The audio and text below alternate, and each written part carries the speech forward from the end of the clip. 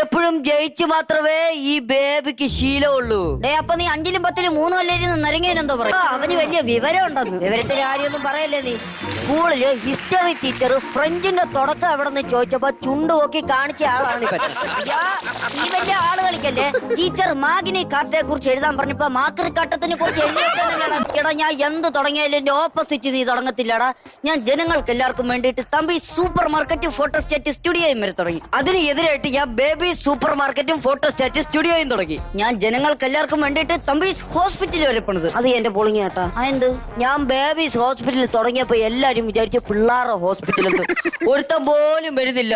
മൂത്രത്തിക്കല്ലിന്റെ മൂലക്കുരുവിന്റെ മെഷീനൊക്കെ അവിടെ വലകെട്ടി കിടക്കുക. ആരും വരുന്നില്ല. സാരമില്ല, നിനക്ക് വരാൻ വേണ്ടി ഞാൻ പ്രാർത്ഥിക്കാം. പ്രാർത്ഥിക്കണ്ട. എന്ത്? എനിക്ക് ഓൾറെഡി ഉണ്ട്. ഇത്രയ്ക്ക് വിഷമാണ് എന്തിനാണ് കൊച്ചിലെ എന്റെ കൂടെ പാർട്ട്ണർഷിപ്പിന് കൂടിയത് നീ? പാർട്ട്ണർഷിപ്പിന്റെ കാര്യമൊന്നും നീ പറയരുതേ. ഞങ്ങള് പാർട്ട്ണർഷിപ്പിന്റെ ഭാഗമായിട്ട് ആദ്യമേ ഒരു പശുവിനെ വാങ്ങിച്ചു. അതിലെ ഫസ്റ്റ് ഹാഫ് എനിക്ക് സെക്കൻഡ് ഹാഫ് ചെയ്യാവനും. അതിനിപ്പോ എന്താ? അതിനിപ്പോ എന്തെന്നാ, ഫ്രണ്ട് ഇരുന്ന് തീറ്റയും വെള്ളം എല്ലാം കൊടുക്കണം, ഞാനും ബാക്കി ഇരുന്ന് പാല് ഇറക്കണം ചെയ്യാവനും. അതിനുശേഷം നമ്മളൊരു ഹോട്ടൽ തുടങ്ങിയല്ല.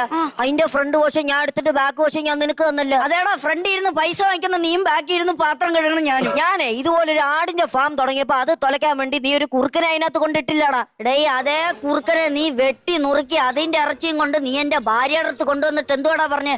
തമ്പി തൊന്നു വിട്ടോ ബീഫാ, കുരുമുളക് ഇട്ട് തിന്നോളാൻ.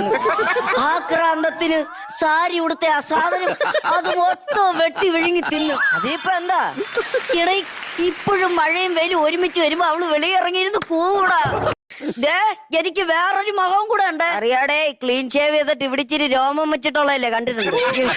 ഇനി ഈ തമ്പിക്ക് ആരെയും നോക്കാനില്ല. അപ്പൊ വെയിലും മഴയും വരുമ്പോ വെളിയിറങ്ങി കൂന്ന സാധനത്തെ ആരും നോക്കും.